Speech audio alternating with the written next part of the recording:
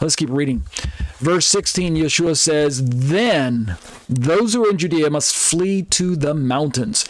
Now, this time period where he says, when you see the abomination of desolation spoken of by Daniel the prophet standing in the holy place, let the reader understand. When he says that, and then he says in the very next verse, then let those who are in Judea flee to the mountains. The time period of the abomination of desolation corresponds exactly with the siege of Jerusalem and the surrounding of Jerusalem by Israel's enemies. So it's not just that there's going to be a time of peace and then suddenly the Antichrist marches into the temple and desecrates it and defiles it. It's not quite like that.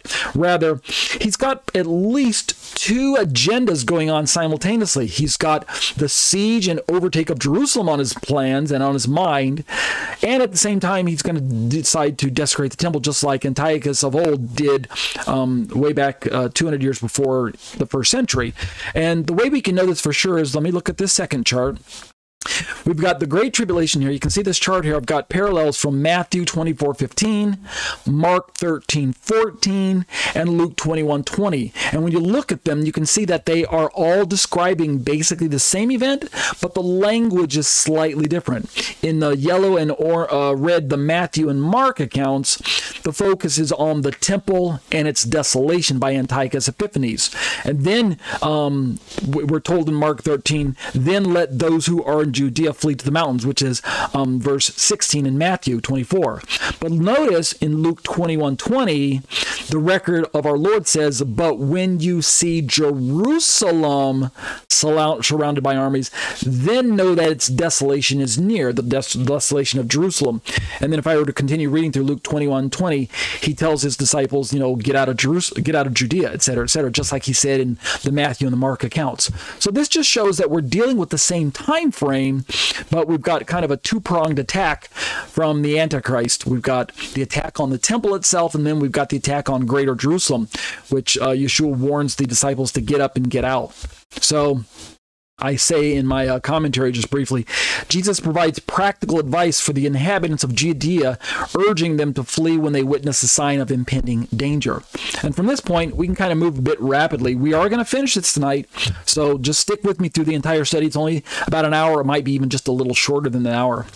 We're going to finish this part tonight, which represents part 1 of the first 25 or 28 verses of Matthew 24, and then that'll poise us for next week to begin part 2 of this look at Matthew 24 with the second half of the verses. So let's continue in verse 17. Yeshua says, whoever's on the housetop must not go down to get the things out that are in his house. And I say in my brief commentary, continuing the practical instructions, Jesus underscores the urgency of the situation, suggesting a swift escape without unnecessary detours. And of course, owing to the fact that Israel today has a lot of what would we say? A lot of things that would make it difficult to move about if it were on a holy day or on a Sabbath day, right? Certain restrictions that are kind of built into the social structure of Jerusalem as a holy city. Well, then we can begin to realize that when Yeshua says don't dilly-dally, that it's going to be even increasingly more difficult given the fact that Jerusalem is already, number one, split into two parts. We've got kind of East and West Jerusalem, where one half is kind of occupied by Jews and the other half is kind of occupied by Palestinians and Arabs and Muslims. So that alone is going to make traveling and fleeing difficult. But as we're going to continue reading here, we're going to find that the absence or presence of a holy day is really going to complicate things. So let's keep going there. Yeshua says, whoever's in the field must not turn back and get his cloak. And I go on to say that this verse reinforces the imperative nature of immediate flight, cautioning against any hesitation. Now we begin to look at some things that might hinder getting up and getting out, right? Verse 19, but what are those who are pregnant and to those who are nursing babies in those days? We can sense that the urgency of the matter is that whatever Antichrist is going to pour out on Jerusalem by way of a siege is going to be very, very sudden, very unexpected, very, should we say, catch Israel off guard, similar to what happened just recently here with the war that's currently going on in Israel. They were caught off guard. Their Iron Dome seemed to fail them when it came to this attack from Hamas. Well, apparently Antichrist is probably going to already be occupying a part of Jerusalem, or he's going to already be right there, close enough that when he turns on Israel this time, the Iron Dome, he'll be right inside of it. He'll be inside the walls, as it were. And so his attack will be swift. And so even though Israel is going to do their best to keep being prepared, remember something, and it's not found right here, but we can find it in other prophecies, is that Israel, because of the peace treaty that she made with Antichrist incognito 3.5 years earlier, she will largely be dwelling in peace and safety. The prophets of old describe it as a land dwelling with unwalled villages, meaning there won't be this sense of the Iron Dome needs to be turned on or switched on in alert mode. Rather, because of this seeming this ceasefire agreement that's going on between Israel and her surrounding neighbors, there will be this air of peace and safety when, in fact, we know there is no peace and safety. In fact, that's also echoed by the prophets. Peace when there is no peace. All right. Let's keep going. I go on to say that concerning this verse 19, Jesus acknowledges the challenges faced by specific vulnerable groups during the impending tribulations. And then as we keep going with that same theme, Jesus says, but pray that your flight will not be in the winter or on a Sabbath. And we know this is going to be difficult for Israel because of the dynamics of Israel's shutting down certain activities on the Sabbath day. Certain kinds of travel are restricted or not accessible. Religious Jews cease from traveling so that they don't violate a rule that's been established about how far you can travel on Sabbath, etc., etc. And yet, the Antichrist is not going to have any regard for that. And he's not going to be honoring any type of Sabbath agreements. Remember, he hates God, he hates God's Messiah, he hates God's people, and he hates God's Torah. So he's not going to be saying, well, I'm going to cut you some slack on the Sabbath day. It's not going to happen. Jesus advises prayer, I say, regarding the timing of their escape, indicating concern for the practical hardships that could arise from winter or Sabbath restrictions. Let's keep going. Again, there's not too much to this part. Most of it's really self-explanatory. If you read through Matthew 24 with an eye open for truth and a heart that's attuned and ears that are in tune to the Spirit, well, then our Lord's words are very, very relevant and very pertinent and very detailed. And we're going to see later on that he tells the disciples, I'm telling you these things so that you might know in advance. Far from the perspective that we're not supposed to know anything about the end times and that we're all supposed to be clueless and be in the dark because this day is going to overtake us like a thief in the night and we don't know the day or the hour or things like that. You've heard all of those sentiments about the end times and the second coming of Messiah, and how about there's so much unknown. But Yeshua kind of tempers that. He kind of balances out that perspective by giving us so many details about when certain things are going to happen. Like for instance, he uses the phrase that when you see this, and then there will be, and then after this there will be. So there's a definite kind of sequence that's unfolding before our eyes, and we need to be aware of these things. So he says in verse 21, for then there will be a great tribulation, such as not occurred since the beginning of the world, nor until now, nor ever will be. Now, stop and think about this for a moment.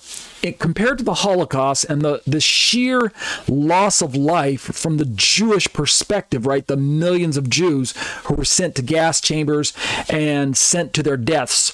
Yet Yeshua says that this tribulation period is going to make every other tribulation that took place among the Jewish people pale in comparison. And so if you're a preterist, whether hyper or full-blown or partial or whatnot, kind of with a preterism, and you believe that what took place in 70 AD was a fulfillment of what Yeshua is saying in verse 21, then that means from your perspective, the Holocaust didn't compare because the Holocaust came later. Yet by sheer numbers, I think the Holocaust had more deaths. And yet what Yeshua is saying is even more horrific. He's saying that when this time takes place, which if you're a futurist like I am saying, still hasn't happened yet, then it'll be even worse. And so, boy, we're going to need prayer in that day. We're going to need the Lord's help to make it through. And we know that this will be Jerusalem-centric, right? Primarily, this tribulation will be centered in Jerusalem. But based on other passages that we've already been exposed to, we know that this tribulation is going to spill out like ripple effects, like waves from a stone thrown into water, and the waves ripple outward. Jerusalem being the epicenter, this is going to ripple outwards to the rest of the world. And so eventually, Satan's intense hatred for the Jewish people that we read about in Revelation chapter 20, where he's angry with the woman, the wrath of Satan that's being poured out like a flood, is intended to destroy the woman, who's Israel. But the passage in Revelation chapter 12 also indicates that he will make war not just with the woman, but with the rest of her offspring, those who name the name of Yeshua and keep the commandments of God. This would immediately implicate not just Messianic Jews, but also any Christians living during that day. So we know this is going to spill out into the rest of the world. What do I have to say for just a short time? For a short verse here, my short comments, Jesus introduces the concept of a great tribulation unparalleled in history.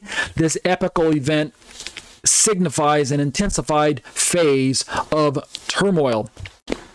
And this, I believe, is the time known as what we've been taught, the Great Tribulation. So by comparison, when we look at this chart here, I'm working backwards, we've got the Great Tribulation there occurring after the midpoint of the week, right in the middle of the chart. But looking to the left of that, rewinding the clock, the beginnings of sorrows, which is the first 3.5 years that Yeshua indicates, I do not hold that is the Great Tribulation. That's just like it says, the beginnings of sorrows. We can see another chart here where the first 3.5 years is earmarked by the wars, the famines, the earthquakes, the Antichrist making his covenant, the persecution and the apostasy, etc., etc. And then in the chart that we looked at the very beginning, this would correspond to the fourth, third, second, and first seals. So you can see the corresponding parallels there. So the point I'm simply trying to make is that it's not necessary to describe and place the tribulation as covering the entire 7 years, as if there's a 7-year tribulation and we're exempted as Christians from that tribulation. I don't believe that's necessary. Eventually, I'm going to make a case for a pre-wrath rapture, but now is not the time. And in the pre-wrath rapture, so I go back to this chart, in the pre-wrath rapture, this allows for Christians to be a part of the Great Tribulation, yet have the tribulation cut short by the rapture, where we are rescued by our Lord himself. Let's keep reading. So, speaking about the days that are going to be cut short by the return of the Lord, by the rapture itself, in verse 22, Yeshua says, unless those days had been cut short, no life would have been saved, but for the sake of the elect, those days will be cut short. Now, there are a number of interpretations towards what Yeshua means by those days being cut short. Some Bible teachers have understood this to mean that he's going to cut the 7 years short. Instead of being a full 3.5 and 3.5 years, like Daniel talked about, Yeshua, for the sake of the elect, will cut the 70th week short somehow so that we don't have 3.5 and 3.5 years. I don't subscribe to that perspective. I believe that the immediate days that are cut short are those that were just mentioned in the previous verse. Those days of tribulation. Those are the days that are cut short. And it's for the sake of immediately the elect of Israel, the elect there in Jerusalem. But since we're talking about a worldwide tribulation that's spilling out and affecting every Christian around the world, then I believe that the elect there can also play double duty by referring to those who name the name of Messiah and are alive during that day. We who are Christians are also part of the elect. But remember, from the biblical perspective, as far as I understand it, covenant membership in God's program exists on 2 levels. The first level is kind of what we might call an earthly, fleshly, temporal level, and it's primarily held by Israel, right? Ethnic Israel enjoys covenant membership with God at the earthly/limited level, and it's signified by the fleshly covenant, the sign of the covenant, which is physical circumcision for males. However, there's also what we might call running parallel to that, a spiritual covenant membership, which is only for those who have named the name of Yeshua as our Messiah. And so you can be a member of both covenants at the same time. That is, say, if you're a believing Jew or you're a believing Gentile who has physical circumcision in the flesh, which is not necessary for salvation or anything else. But the sign of the spiritual covenant, of course, is circumcision of the heart. So even the signs themselves have parallels to one another. Physical circumcision for physical covenant membership, spiritual heart circumcision for those who have spiritual covenant membership. So why am I bringing this point up? It's because when we're talking about the elect, when we see verses like this where it talks about the elect or the saints that Daniel talks about, that Antichrist is going to wear out the saints of the Most High for a certain time period, we have to remember that in the natural, those words, the saints or the holy ones or things like that, is a reference to Israel. And yet in the spiritual sense, since we are all sons and daughters of Abraham, our father, our spiritual father, through our faith in Messiah Yeshua, right? Go back and read Galatians chapter 3 and Romans chapter 4 all over again. Read them back to back, right? Read Galatians chapter 3 and Romans chapter 4 back to back. And you'll see what I'm talking about here. So, did I get that right? Romans 3 and Galatians chapter 4. Yeah, read those two side by side with one another. And you'll see how Abraham's our papa, we who are not necessarily born of ethnic Israel, but we've already come to a faith in Messiah. We are the elect, and we're the ones that Yeshua says those days of tribulation will be cut short for our sake. And of course that makes sense because Satan will be on this intense hatred, and left unchecked, he would really just not only wipe out the elect, but he would actually probably eventually go on to wipe out all life on earth because he just hates God's creation. He hates God that much.